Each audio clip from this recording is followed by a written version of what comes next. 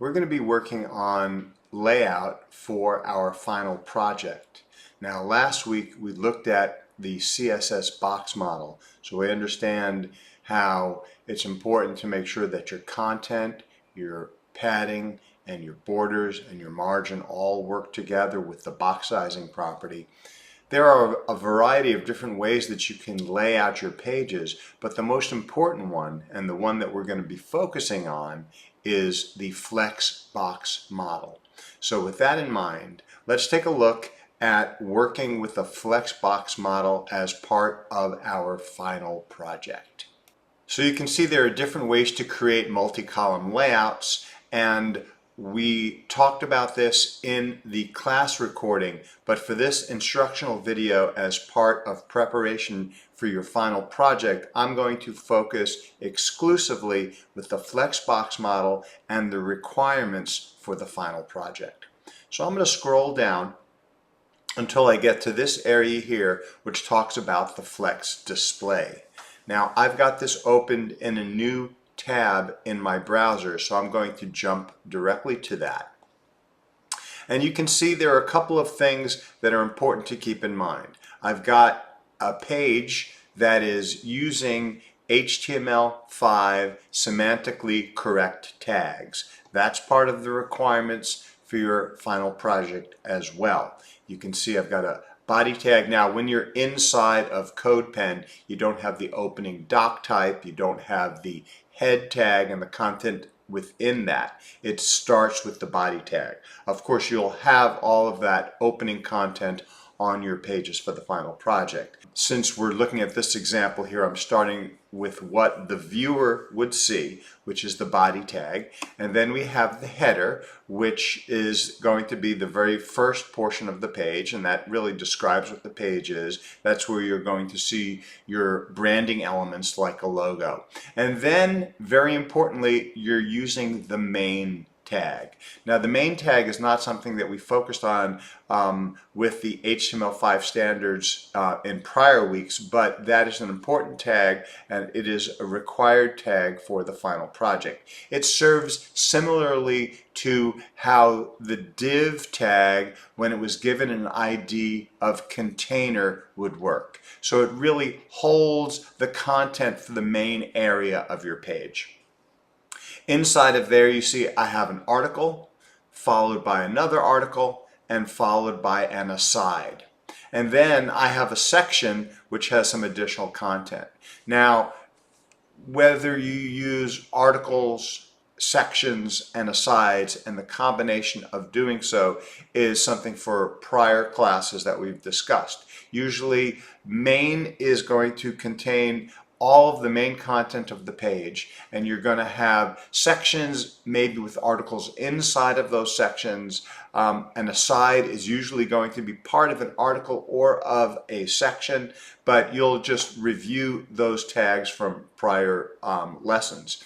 The other thing that's important to keep in mind is after our section, you see I have a nav that's listed at the bottom of the page. The nav is for the navigation elements. Now, the reason that it's listed in the HTML for the bottom of the page is because I'm going to use CSS to push that navigation up to the top of the page when it's in a widescreen display, but that it will default that navigation to the bottom of the page when it's in a display like you would see on a smartphone.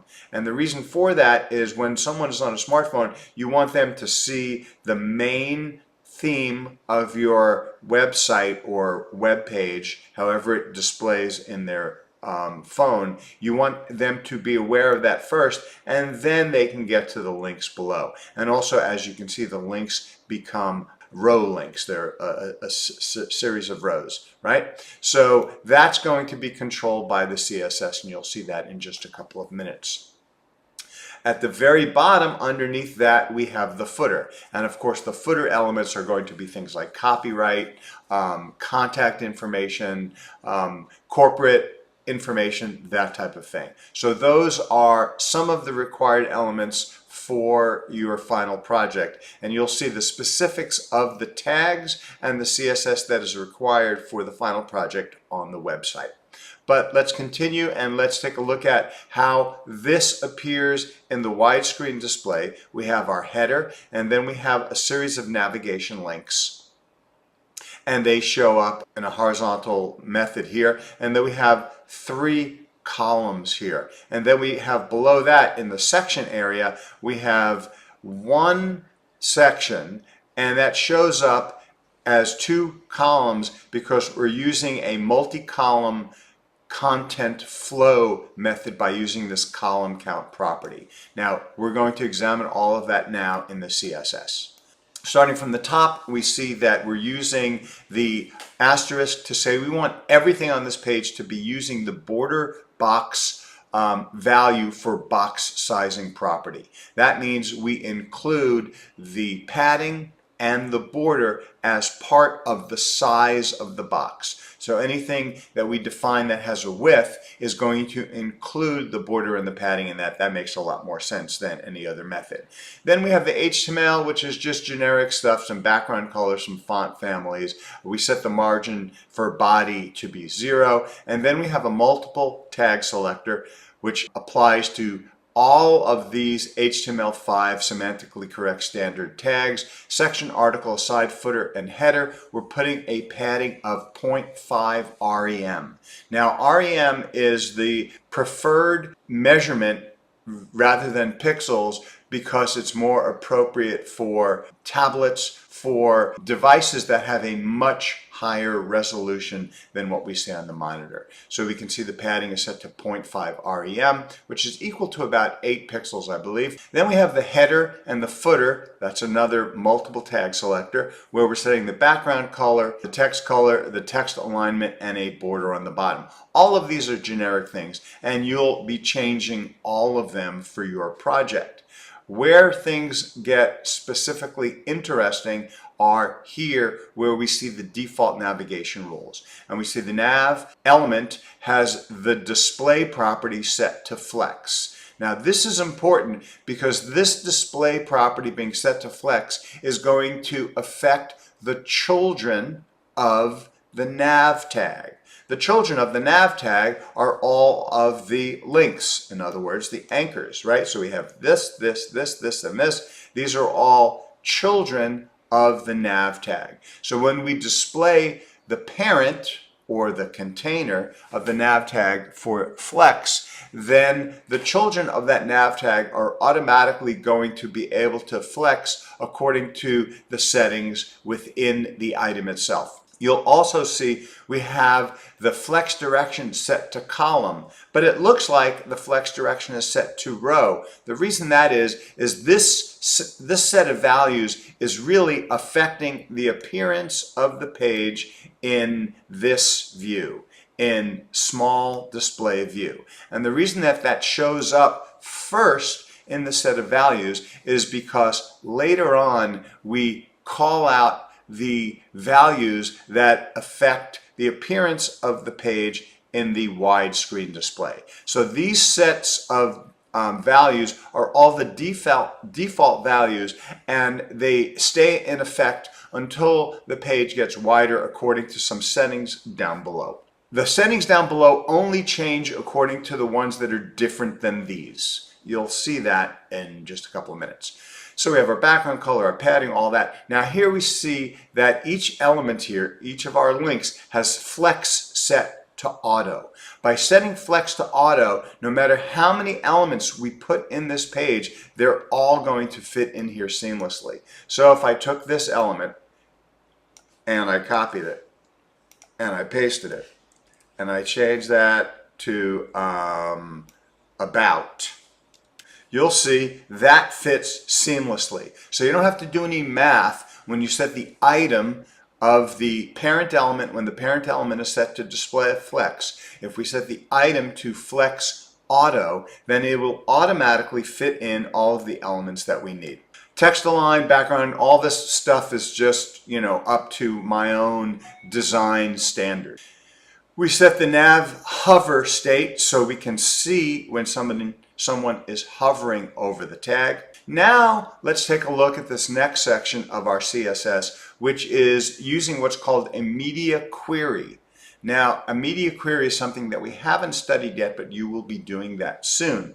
The media query basically says when the screen is set to a width wider than 30 rems. Now 30 rems is about right there.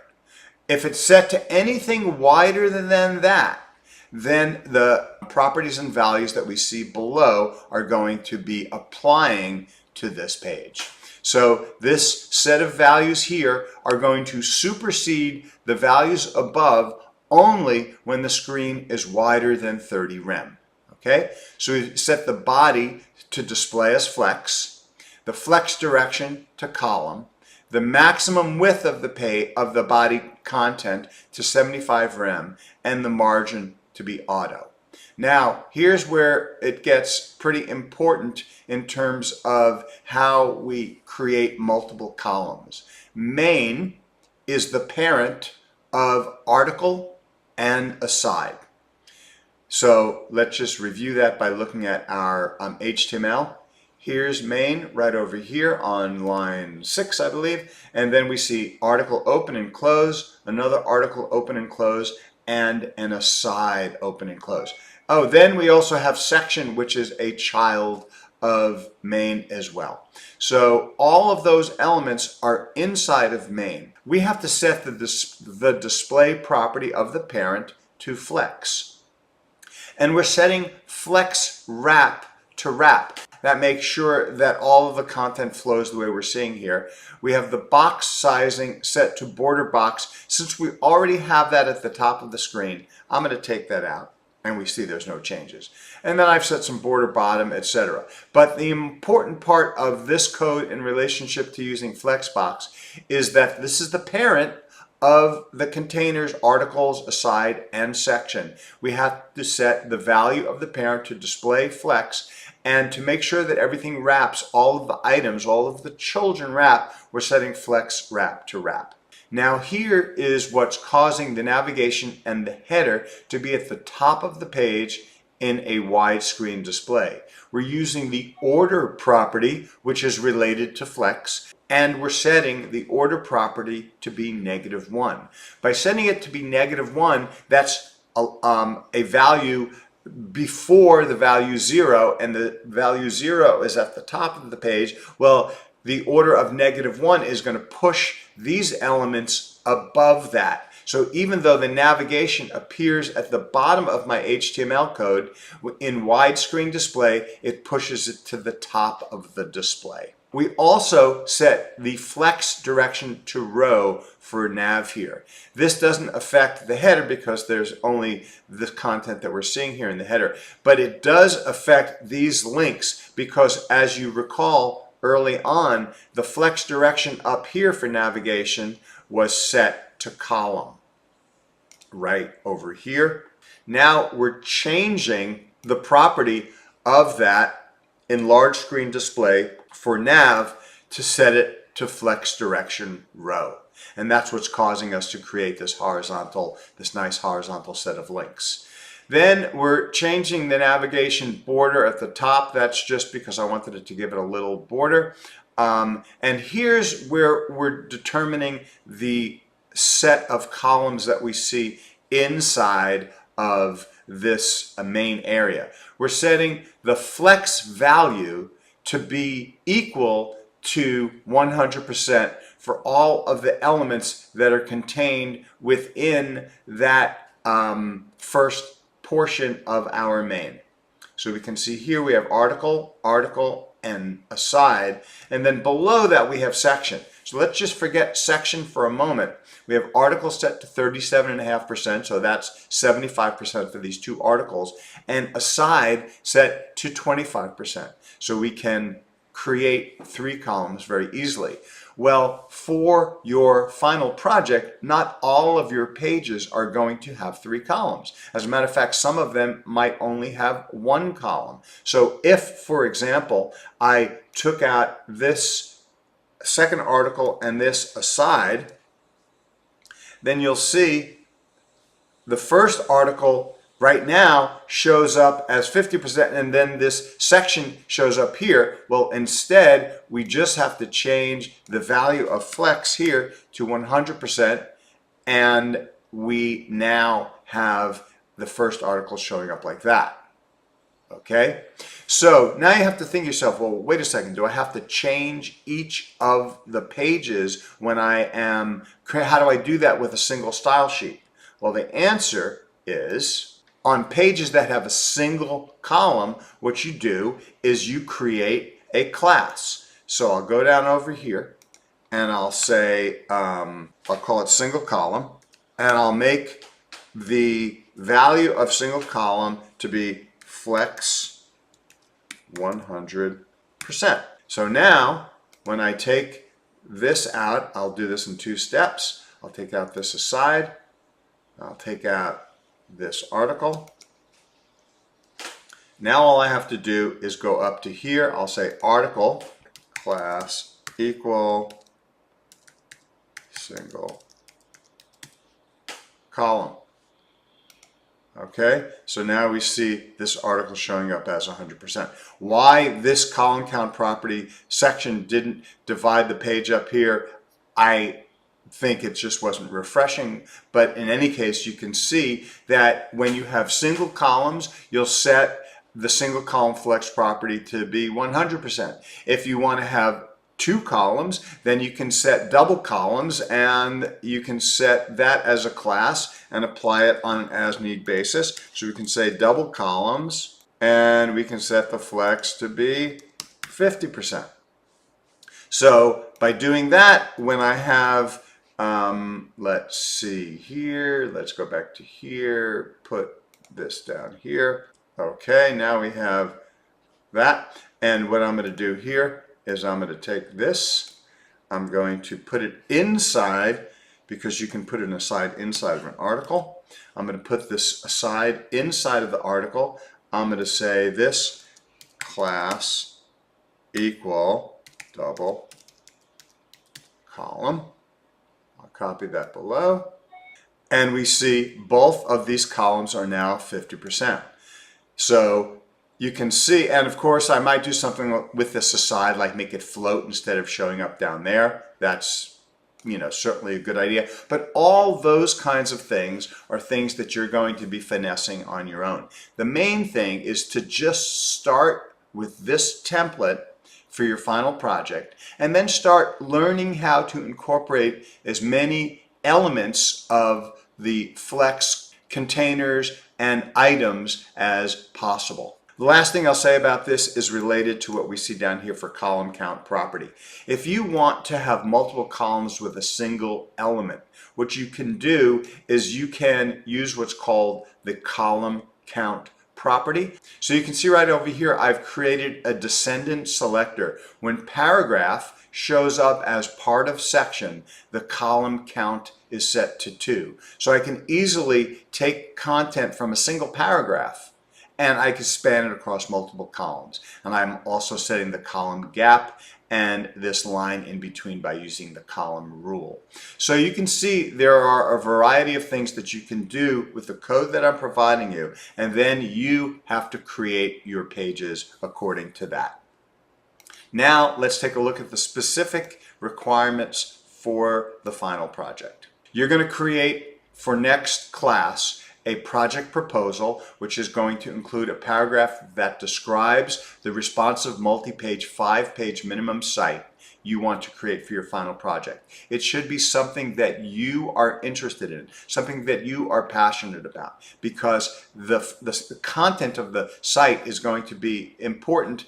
Some people create electronic portfolios, some people create websites for personal businesses, for hobbies, for Rotary clubs, for professional organizations, etc.